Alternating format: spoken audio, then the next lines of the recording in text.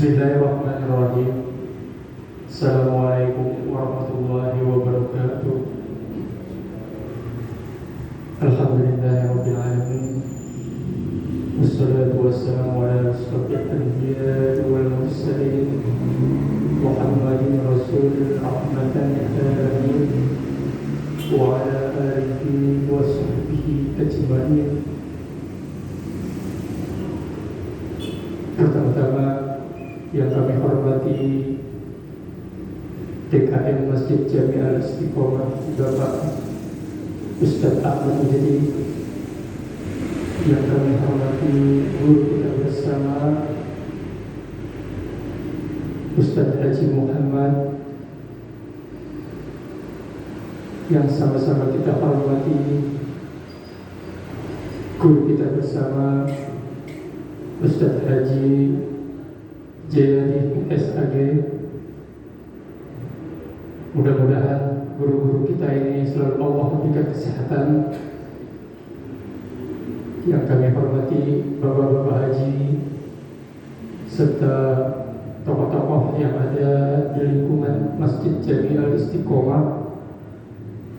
Yang kami hormati Bapak-Bapak jamaah sekalian yang dirahmati Allah Subhanahu wa Ta'ala.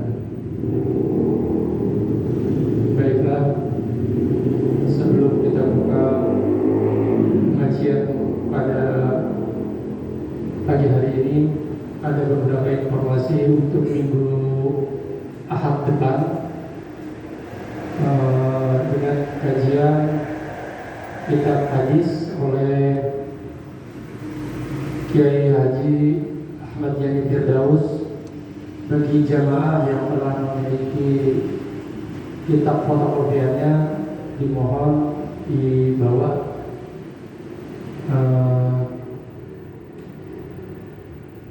Seperti biasa, sebelum kita mulai pengajian kita pada pagi hari ini, marilah sama-sama kita berselawat kepada Nabi. Mudah-mudahan dengan pengaruhnya salawat dimudahkan kita dalam menimba ilmu. Allahumma shalli wa sallim wa barik alaihi. Ya Rabbi bil Mustafa baligh maqasidana waghfir lana ma madha ya wasi'an karami. Ya Rabbi bil Mustafa baligh maqasidana waghfir lana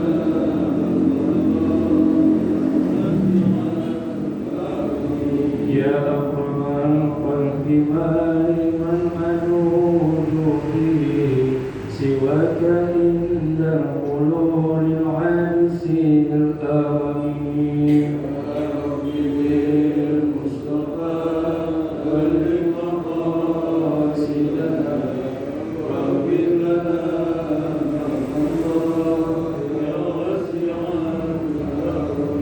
ولن يدرك الرسول الله جاه كبير إذ الكريم تجلى باسم منتكم. يا رب بالمصطفى بلغ مقاصدنا واغفر لنا ما مضى يا واسع الكرم. فإن من جودك والدرى باللوح والقلم يا رب بالمصطفى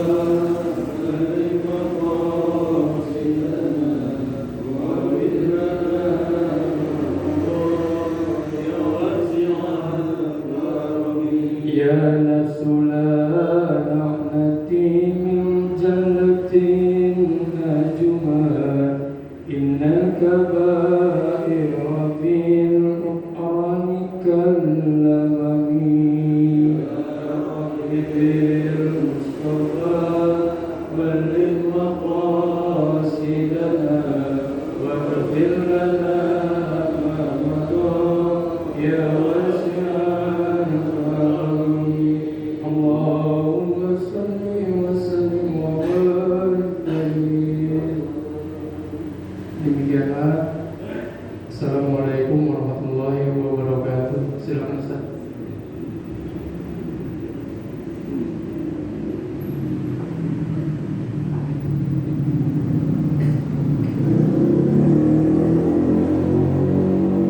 Assalamualaikum warahmatullahi wabarakatuh.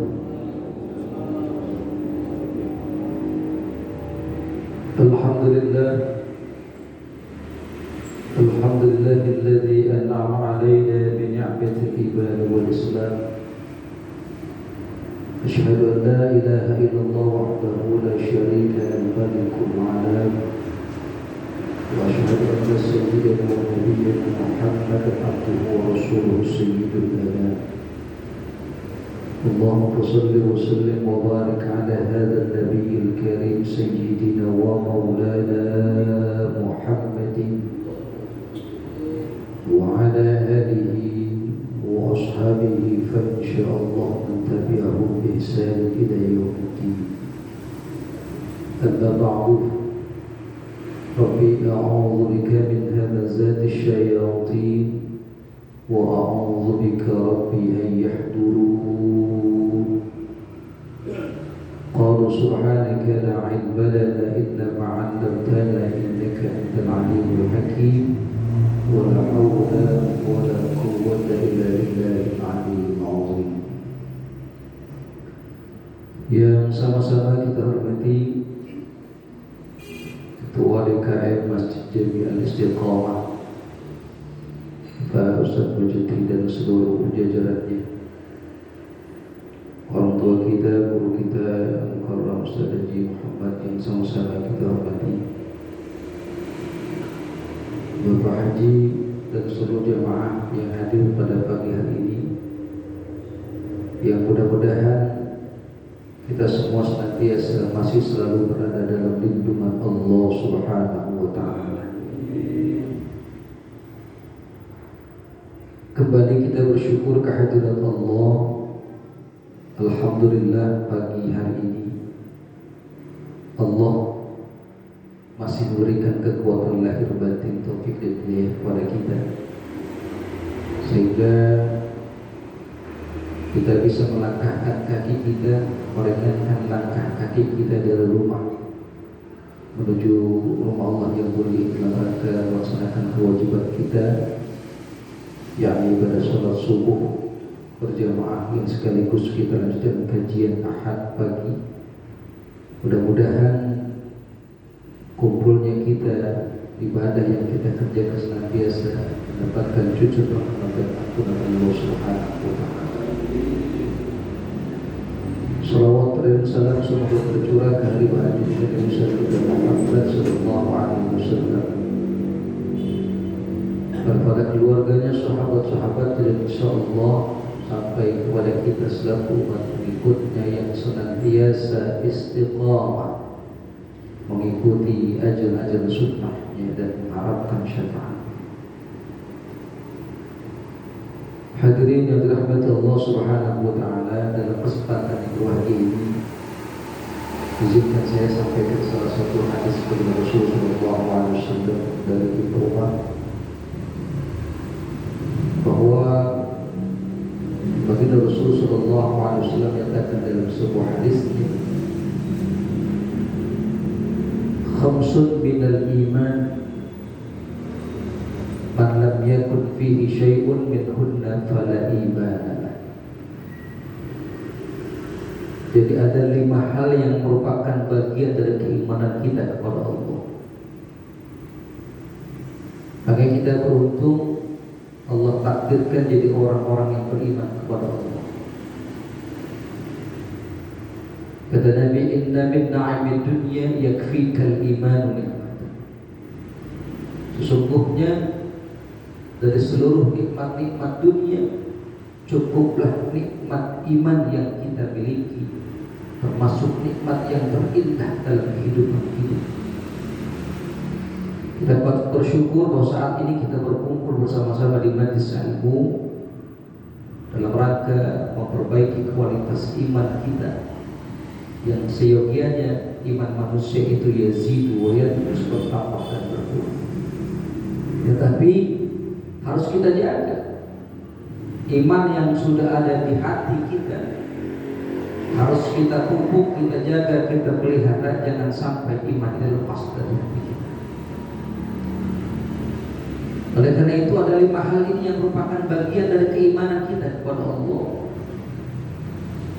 Bahkan kata Nabi, man lam yakun fihi syai'un minhunna, maka barang siapa yang tidak terdapat salah satunya di antara 5 hal ini dalam diri kita, fala iman, maka dia tidak memiliki iman.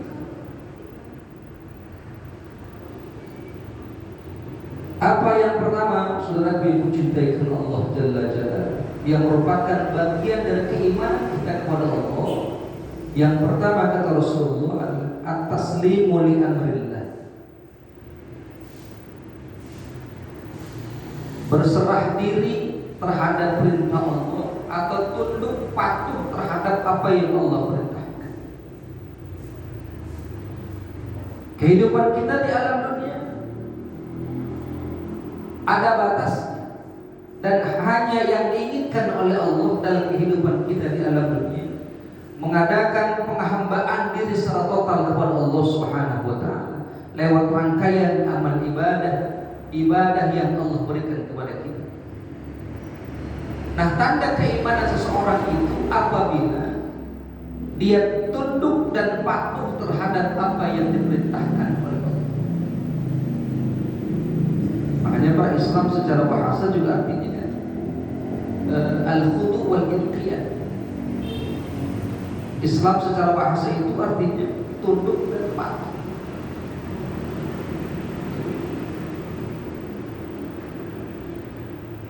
Imam Abdurrahman An-Nahlawi dalam kitabnya Ruh Adil Islam memberikan penjelasan tentang Islam itu.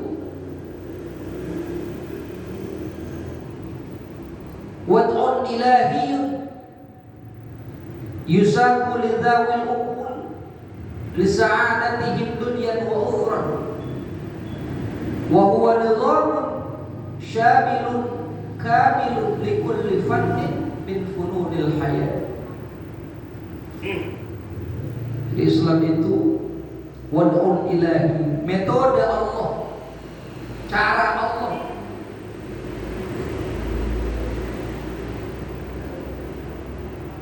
Cara Allah, metode Allah, yusaku lidzawil uqul, yang Allah berikan, yang Allah peruntukkan untuk orang-orang yang berakal. Jadi Islam diperuntukkan untuk orang-orang yang berakal. Dalam ayat Quran kan banyak tuh sering disebut ya, ulil albab, orang-orang yang berakal, orang-orang yang berpikir, orang-orang yang cerdas. Karena Islam memang diperuntukkan untuk orang yang berpikir, untuk orang yang berakal. Dulu ada mantan biarawati, namanya Irene Handong. Dia mantan biarawati, kemudian masuk agama Islam lantaran menemukan sistem ketuhanan. Setelah dia berpikir, tidak ada dalam ajaran agama mereka sistem ketuhanan yang benar. Setelah hasil proses berpikirnya, maka dia temukan ada dalam ajaran agama Islam dan terdapat di dalam Al-Quran. Ketika dia pernah dialog kepada dokter-dokter, pendeta-pendeta yang luar biasa, jawabannya katanya tidak ada yang memuaskan tentang sistem ketuhanan itu. Kan hasil proses berpikir. Kemudian dia tanya kepada alim ulama, seorang ulama besar, maka dia menemukan sistem ketuhanan yang benar itu hanya dalam ajaran agama Islam, yakni terdapat di dalam Al-Quran surat Al-Ikhlas. Sudah hafal lah atas. Qul huwallah. Itu ayat populer kita. Ayat populer. Jadi setelah dia proses berpikir, Pak, dia menemukan sistem ketuhanan yang benar hanya dalam ajaran agama Islam, terdapat dalam Al-Quran, yang lain salah. Makanya dia memutuskan keluar dari agama Islam, kemudian masuk Islam. Dan sekarang orangnya sudah menjadi seorang pendakwah wanita yang sudah luar biasa, bahkan sampai ke luar negeri. Allah kasih hidayah kepada. Jadi karena Islam itu yusabu li zawil uqul, diperuntukkan untuk orang-orang yang berakal, maka hasil proses berpikirnya ditemukan tentang ketuhanan yang benar. Apa tujuan Allah berikan Islam kepada orang yang berakal? Lisa'adatihim dunyan wa ukhran, untuk memperoleh kebahagiaan fid dunya wal akhirah. Jadi Allah menginginkan bahwa orang-orang yang beragama Islam itu dia mencapai kebahagiaan di dunia, juga kebahagiaan di negeri akhirat. Kan idealnya begitu kita, Pak. Kita pengen bahagia dunia akhirat itu sudah pasti. Siapa yang gak pengen bahagia dunia akhirat? Itu idealis. Idealnya seorang hamba pengen bahagia dunia akhirat. Tapi minimal kalaupun gak bahagia dunia, ya minimal bahagia akhirat. Walaupun di dunia gak terlalu kaya-kaya amat, nggak terlalu senang-senang amat, tapi yang jelas di akhirat kita jadi orang yang senang, di akhirat jadi orang yang bahagia. Jangan kita balik, di dunianya mas senang begitu luar biasa, tapi begitu di akhirat, udah gak dapat kebahagiaan, karena dia lalai, dia lupa kepada Allah Subhanahu wa Ta'ala. Apalagi yang kedua-duanya, dia menderita di dunia, dia sengsara di dunia, juga sengsara di negeri akhirat. Nauzubillah. Nah, kita idealnya kita pengen bahagia di dunia dan pengen bahagia di negeri akhirat. Maka itu selain buat orang yang berpikir, maka Islam diperuntukkan untuk orang-orang yang ingin mencapai kebahagiaan hidup. Itu tujuan Allah, supaya kita bahagia dunia dan akhirat.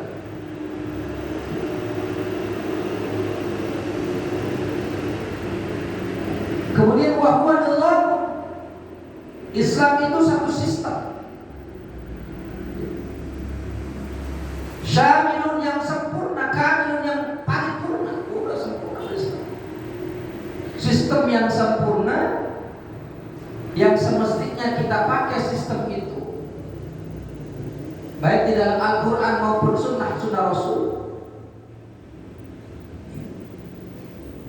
Makanya salah satu tanda ketakwaan itu, kata Imam Ali, wa amila bitanzil, dia beramal sesuai dengan aturan Allah, sesuai dengan maunya Allah. Karena sistem yang Allah berikan kepada kita ini sudah sempurna. Apa yang tidak ada dalam ajaran Rasul, mulai dari bab tohar, bab bersuci, kemudian bab wudu, bab sholat, bab segala macam, terus sampai ilmu-ilmu yang lainnya pun ada dalam ajaran Rasul. Makanya Islam itu syamil, sempurna. Oleh karena itu kita beruntung, kita termasuk orang-orang yang patut bersyukur kepada Allah. Karena juga termasuk kata Nabi, inna min na'imid dunya yakfikal islamu nikmatan. Sesungguhnya dari seluruh nikmat-nikmat dunia, cukuplah nikmat Islam yang kita miliki sepanjang kehidupan kita, termasuk nikmat yang paling indah.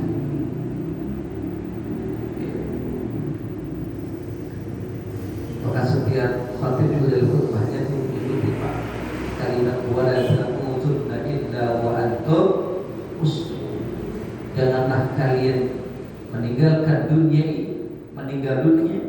hati kecuali dalam beragama Islam. Mudah-mudahan Allah berikan keistiqomahan dalam hati kita, menjaga iman Islam kita. Jadi kalau ada tanda ini dalam hati kita, dalam diri kita, maka kita termasuk orang-orang yang beriman kepada Allah. At-taslimu li amrillah, dia tunduk patuh terhadap perintah-perintah Allah. Disuruh sholat dia sholat, disuruh puasa dia puasa, disuruh zakat dia zakat, sedekah untuk ilmu jariyah, silaturahim segala macam. Karena ibadah yang kita lakukan adalah kebaikan yang berpulang untuk diri kita sendiri.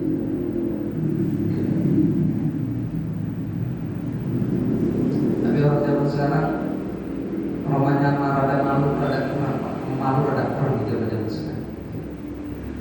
Makanya kata ulama Ba'dul Arifin atau ulama al-hikmah, Ba'dul Fuqaha, salah satu juga tanda-tanda iman kata sebagai ulama al-hikmah itu adalah punya sifat al-haya, punya sifat malu. Yang terkadang sifat malu ini sudah mulai hilang di tengah-tengah kehidupan kita. Banyak orang cuek aja ke sebaya gak ada malu, orang cuek aja ke puasa Ramadan gak ada malu. Orang gak sholat Jumat, tenang-tenang aja.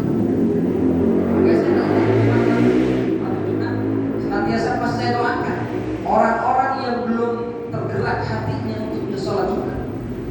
Lain waktu kesempatan Allah berikan hidayah, Allah berikan kekuatan lahir batin kepadanya untuk bisa melaksanakan ibadah sholat Jumat. Banyak teman-teman kita, saudara-saudara kita, apalagi ini kita ketahuan di masjid pinggir jalan ini. Kalau kita sholat Jumat, masih banyak orang yang lalu-lalu gitu.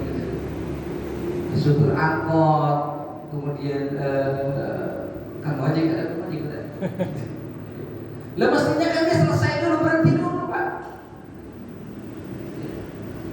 parkirin dulu tuh kendaraannya di halaman masjid Istiqomah. Enggak bukan pasti, berangkutnya banyak, belum motor parkir semua. Kalau seandainya orang kayak begitu semua, maka ini masjid udah semua pinggir jalan semua, nggak ada tuh jalan sepi. Yang jalan yang keluar rumah di hari Jumat itu hanya perempuan. Kayak begitu kan kira-kira keadaan. Ya begitu kita. Ya Allah. Yang jalan tuh di pinggir jalan saya orang laki. Nyupir naik mobil tuh orang laki. Masya Allah. Jadi nggak punya sifat malu ketika dia tidak sholat. Dan orang dulu Pak, kalau orang dulu nggak puasa tuh Pak, nggak berani keluar rumah. Dia ngumpet di rumahnya, dia malu kalau ketahuan ada orang. Dia lihat dia lagi nggak puasa. Tapi orang sekarang kayaknya menantang itu temannya gitu. Kayaknya dia bangga dirinya dengan melakukan itu. Seolah-olah kita yang puasa malah jadi malu. Dia langsungnya kan ada orang di mana, kita nggak dapat dia. Masalah Pak, terbalik, yang mestinya malu siapa? Dia, bukan kita. Nah, kalau sekarang kita terbalik, kita yang malu ketika lewat di tengah mereka yang lagi kumpul nongkrong di warteg yang palanya tapi kakinya udah tengah kan gitu. Kita jadi malu. Ini jadi tanda keimanan, terus rasa malu sudah mulai berkurang. Masya Allah. Malu bersentuhan ketika dengan yang bukan mahram kita. Malu terbuka aurat kita. Ya. Dulu Nabi ketika mengganti kain kiswah di Ka'bah itu Pak, dia pakai jubah, kemudian ketika dia naik jubahnya terlihat. Kemudian tersingkaplah itu baju Rasulullah dan terlihat betisnya Nabi Muhammad Rasulullah. Ternyata ada sahabat yang mereka di bawah, ya Rasulullah, itu betismu terlihat. Kalau saking angin kencang kemudian terlihat. Kemudian Nabi turun, wajahnya merah. Saking malunya Nabi, karena betisnya terlihat. Padahal betis bukan aurat kita, bukan aurat laki-laki. Tapi Nabi begitu luar biasa malunya. Kalau kita kan dari pusat sampai di sini, jadi kalau bisa tidak sampai enak.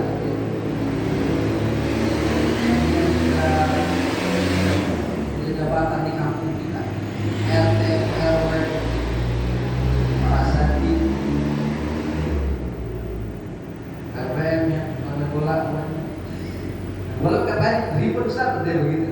Bagus lah kita. Ya minimal ada kain yang menutupi. Ada alat yang menutupi dari mulut kita. Atau mandi yang panjang. Saya juga main bulu tangkis, main bulu tangkis saya tak pernah sih. Tapi karena yang tiga rapat yang bisa menutupi lutut kita atau sampai keren gitu. Makanya Nabi wakana Muhammad sallallahu alaihi wasallam syadidul haya wa tawa. Nabi Muhammad itu orang yang sangat pemalu. Pemalu luar biasa. Bahkan bersikap pedes yang bukan awal saja dia malu. Apalagi terlihat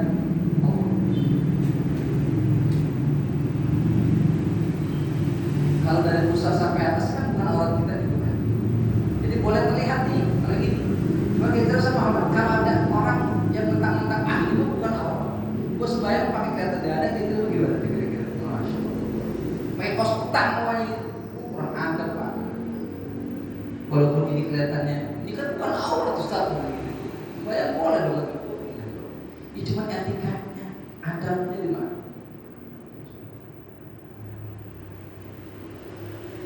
Jadi sifat malu ini sudah mulai kurang, Pak. Bahkan itu kata Pak Abdul Hukama juga bagian daripada keimanan kita. Baik kata Nabi, al-haya wal iman kurina jami'a. Sifat malu dan keimanan itu satu kesatuan yang utuh, tidak bisa dibedakan besar-besar. Idza rafa'a ahaduhuma rafa'al akhar. Apabila yang satu hilang maka yang lain hilang. Enggak ada yang satu yang lainnya. Kalau enggak punya sifat malu, dia pasti bukan orang itu. Orang kalau beriman pasti memiliki sifat malu.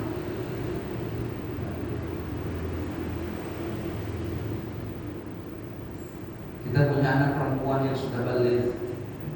Jangan sampai kita lihat dia naik motor kemudian auratnya terbuka. Perempuan anak kita yang sudah dewasa kemudian keluar, jangan sampai terlihat auratnya orang yang bukan. Ya, jadi itu termasuk salah satu juga bagian dari keimanan kata Pak Abdul Hukam.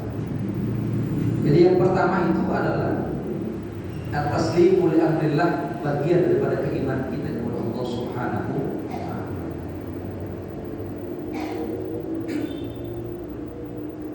Kemudian yang kedua, yang merupakan bagian daripada keimanan kita kepada Allah Subhanahu wa taala, wa ridha bi qada'illah. Dia ridha, dia terima apa yang sudah menjadi ketentuan Allah, apa yang sudah menjadi takdir Allah. Salah satu rukun iman itu kan yakin dan percaya akan takdir Allah, baik itu buruk atau baiknya takdir Allah itu. Takdir.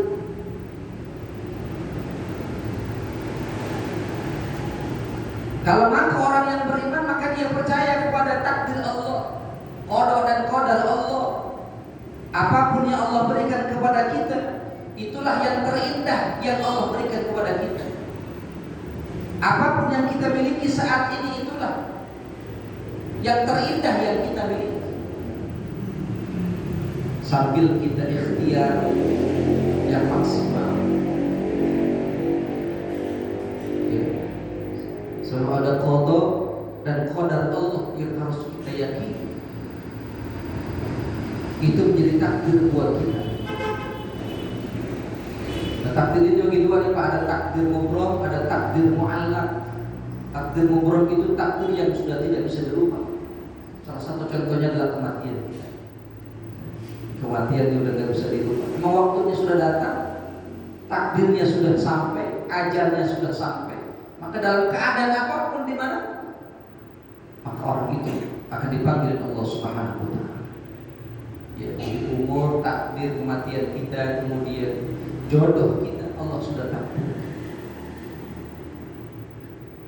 Ada takdir mu'allaq yang bisa dirubah dengan ikhtiar maksimal kita. Innallaha la yughayyiru ma biqaumin hatta yughayyiru ma bi anfusihim. Allah tidak akan merubah nasib satu kaum kalau orang itu, kaum itu tidak mau merubah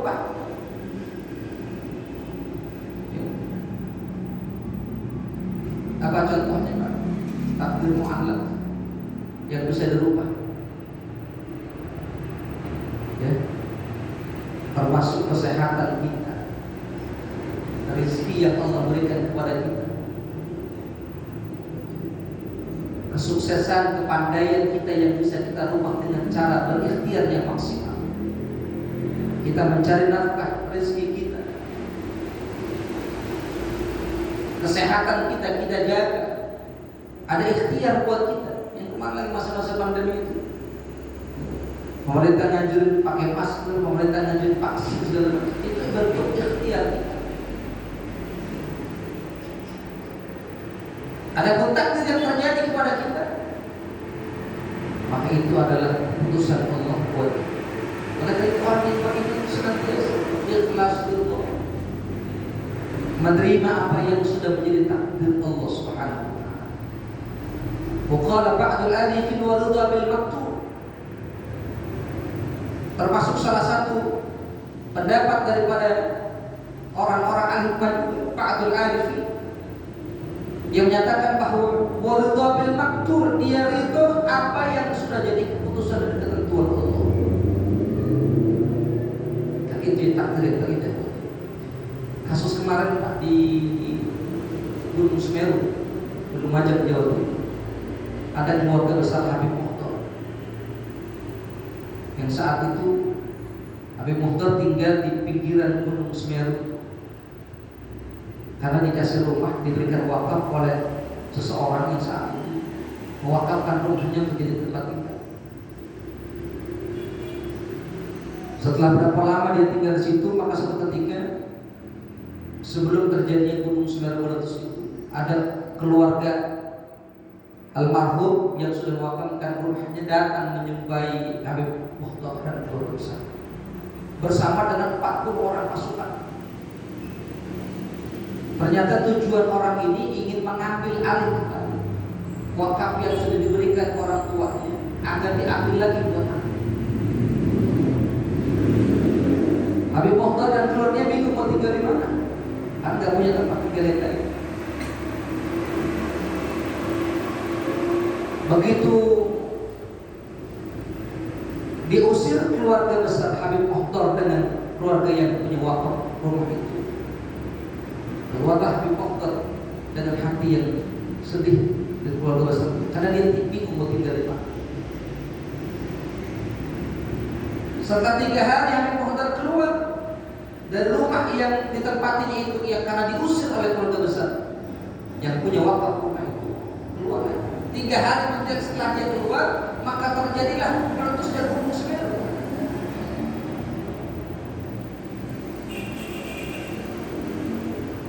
Ketika Gunung Semeru meletus, maka rumah itu dan orang yang mengusir Habib Mukhtar dan 40 orang yang tinggal di rumah itu, maka akhirnya dia tenggelamkan dengan abu vulkanik yang begitu luar biasa. Bahkan sampai rumahnya tenggelam dan orang yang di dalamnya pun tenggelam. Oh, ternyata ini cara Allah untuk menyelamatkan Habib Mukhtar dan keluarganya dari bahaya Gunung Semeru yang meletus. Takdirnya kita. Takdirnya kita. Kalau seandainya nggak diusir oleh keluarga besar yang punya wakaf rumah itu, maka apa yang terjadi kepada keluarga besar Habib Mukhtar?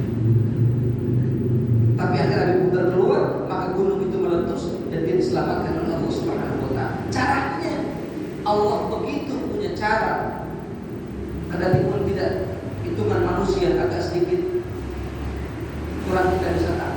Diusirlah keluarga besar Habib Mukhtar, tapi ternyata itulah bentuk penyelamatan Allah kepada keluarga besar. Itu takdir Allah buat keluarga besar. Bahkan sampai saat ini Pak, keluarga besar Mukhtar banyak yang menerima, orang-orang banyak yang memberikan tempat tinggal buat mereka. Jadi kita takdir ini jadi terbaik buat kita. Dulu Pak LPM 9 takdirnya di ketua LPM 20, itulah takdir terbaik buat kita. Begitu selesai sekarang jadi pengurus DKM, takdir yang terindah buat kita. Udah nikmati. Kalau saya mau jadi LPM lagi Ustaz, ya boleh. Tapi sekarang, untuk sekarang, inilah yang terbaik yang Allah berikan kepada kita. Takdir terindah yang Allah berikan. Tinggal kita nikmati.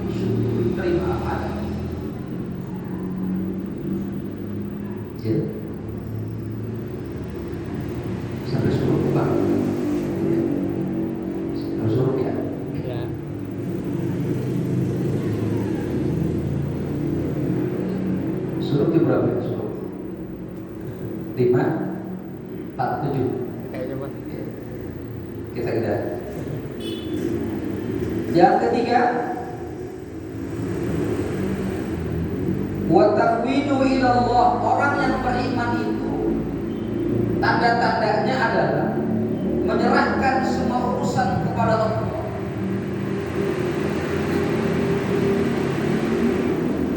Kita pasti punya urusan, pasti kita punya masalah. Dalam kehidupan kita di alam dunia, ujian juga ada buat kita, masalah juga pasti ada buat kita. Maka orang-orang yang beriman itu dia akan serahkan urusannya kepada Allah Subhanahu. Karena salah satu bentuk keimanan kita kepada Allah, ketika kita punya masalah, ketika kita punya persoalan hidup, maka curahkanlah itu hanya kepada Allah. Mohon maaf kadang-kadang kita curhat kepada manusia. Urusan kita, masalah kita bukan jadi masalah selesai, bukan jadi malah kelar urusan. Apalagi kita curhat di saat orang. Mestinya kita curhatnya hanya kepada Allah. Karena Allah yang berikan masalah kepada kita, maka Allah pula jualah yang punya solusi kehidupan. Banyak orang yang takwa itu kan begitu. Wa yattaqillaha yaj'al lahu makhrajan. Barang siapa yang bertakwa kepada Allah, maka Allah akan berikan jalan keluar dari suatu kehidupan. Kalau dia menyadarkan dirinya kepada Allah.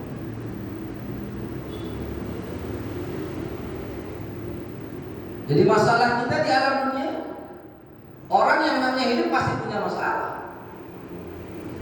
Jangankan lagi hidup, Pak, ketika nanti kita wafat, bahkan nanti ketika kita menghadap kepada Allah, kalau kita tidak bisa jawab pertanyaan Allah nanti di hadapan Allah yaumil qiyamah, jadi masalah. Di alam kubur, ketika suara langkah kaki manusia, orang-orang yang ngantar kita ke alam kubur sudah tinggalin kita, kemudian datang dua malaikat yang membangunkan dari tidur kita, didudukin kita, Pak. Begitu didudukin ditanya, wahai hamba Allah, kamu kenal tak siapa laki-laki? Ditanya. Pak, laki-laki itu adalah Muhammad sallallahu alaihi wasallam. Kalau orang yang dalam kubur itu tidak bisa jawab itu adalah Nabi Muhammad sallallahu alaihi wasallam, utusan Allah, maka orang itu akan punya masalah di dalam hidup. Berbeda orang yang beriman. Orang yang beriman dia akan mampu menjawab siapa itu laki-laki yang ada di samping saya. Ternyata dia adalah asyhadu anna Muhammadar Rasulullah. Aku bersaksi bahwa Nabi Muhammad itu adalah utusan hamba Allah, Abdullah wa Rasul. Hamba Allah dan utusan Allah. Jadi masalah. Begitu hari berbangkit, kemudian kita menghadap kepada Allah, dikasih 4 pertanyaan Allah. Kalau nggak bisa jawab 4 pertanyaan itu jadi masalah gitu. Gak ada sangka. Udah aku mendingan mati aja biar mati masalah selesai. Belum tentu mati masalah selesai. Makanya ketika ada masalah, bukan kita lari daripada masalah, maka selesaikan masalah itu dengan berserah diri kepada Allah. Kemudian yang keempat, lagi Pak, yang keempat, wa tawakkulu 'ala Allah, bertawakal kepada Allah. Setelah ada ikhtiar maksimal mencari solusi kehidupan kita, maka sikap berikutnya adalah kita bertawakal kepada Allah. Fa iza 'azamta fatawakkal 'ala Allah, innallaha yuhibbul mutawakkilin. Ketika kita sudah membulatkan tekad, maka bertawakallah kalian kepada Allah. Sesungguhnya Allah mencintai orang-orang yang bertawakal kepada-Nya. Jangan tawakal itu pengertiannya disalahkan. Bahasa gini, punya kambing, kemudian kita lepas di lapangan godang. Kata orang, bang itu kambing udah diikat, udah mau tawakal aja mau. Kira-kira tuh kambing hilang kan? Nah hilang kan? Udah terserah Allah aja dah begitu. Kira-kira tuh kambing hilang gak hilang kalau gak diikat. Bagaimana cara tawakal yang benar? Ikat dulu tuh kambingnya, kasih makan dulu tuh kambingnya. Artinya ada ikhtiar kita yang maksimal. Ada usaha kita menjaga harta kita. Diikat kambingnya di tempat yang tersembunyi, dikasih makan. Kalau sudah begitu ikhtiarnya, kemudian hilang, maka sudah jadi takdir. Artinya tawakal itu bukan begitu saja melepas, tapi ada usaha dulu. Ini namanya maling begitu. Jangan kalah di lapangan, di tempat yang sepi, di kandangnya begini, dondong juga gitu maksudnya. Ini namanya maling gitu. Apalagi lepas begitu.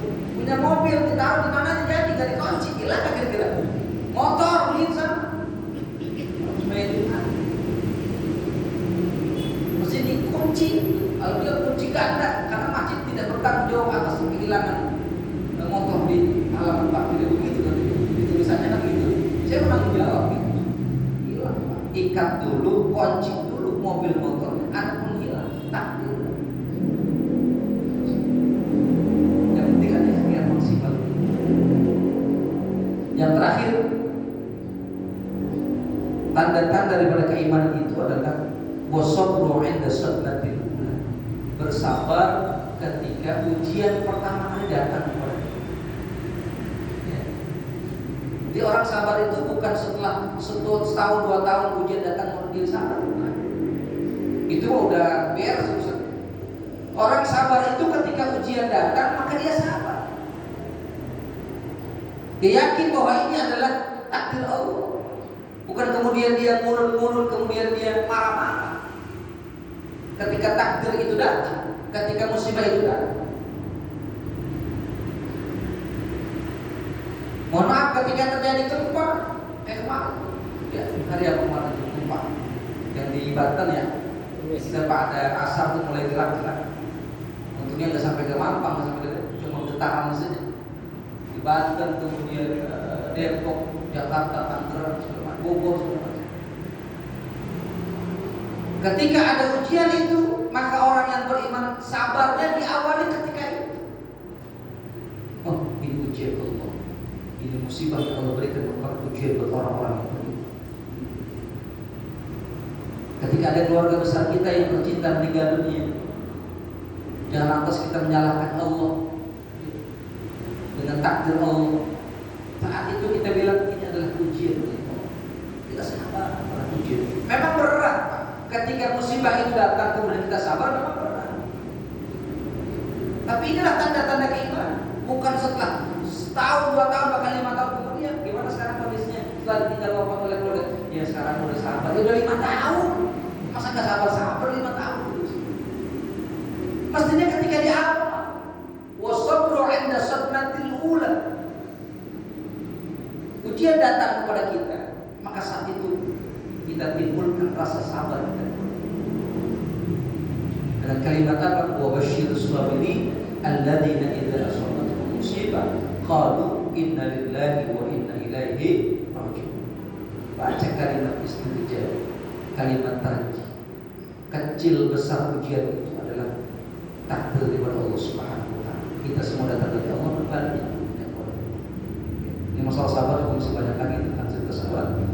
Lain waktu insyaallah kita bahas lagi tentang kesabaran kita kepada Allah Subhanahu wa taala. Hadirin yang dirahmati Allah Subhanahu wa taala, mungkin itu saja kajian kita pada kesempatan subuh Ahad pagi ini tentang bagian daripada keimanan kita. Mudah-mudahan kalaupun tidak lima-limanya dalam diri kita, minimal salah satunya ada. Minimal salah satunya ada yang nyangkut di hati kita, supaya kita termasuk dalam kategori orang-orang yang beriman kepada Allah Subhanahu wa taala. Mudah-mudahan Allah jaga iman kita, Allah pelihara iman kita sampai ajal menjemput kita, sampai kita menghadap kepada Allah Subhanahu wa taala. Amin.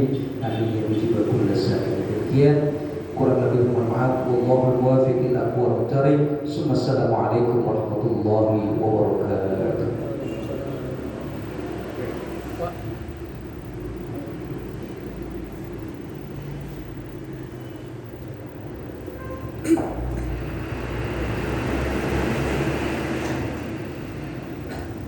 Ilahi ya karim, bismillahirrahmanirrahim. Alhamdulillahirabbil alamin. Hamdan ya rabbil alamin wa qadimus sijah ya rabbana kal syukur kama ya Allah bi jalali wajhika ya misladari Allahumma shalli wa sallim ala sayyidina Muhammad wa ala ali sayyidina Muhammad. Allahumma alhimna rusdi wa a'idna min syarri anfusina. Allahumma aqdina bil ilmi wa zayyina bil hilmi wa akrimna bit taqwa jamilna bil afiyah. اللهم انفعنا بما علمتنا وعلمنا ما ينفعنا وزدنا علما نافعا ورزقا واسعا وشفاء من كل داء وسقم والحمد لله على كل حال ونعوذ بك من شر احدث ربنا تقبل منا انك انت السميع العليم تب علينا انك انت التواب الرحيم ربنا اتنا في الدنيا حسنه وفي الآخرة حسنة وقنا عذاب النار وادخلنا الجنة مع الأبرار بقدرتك يا قدير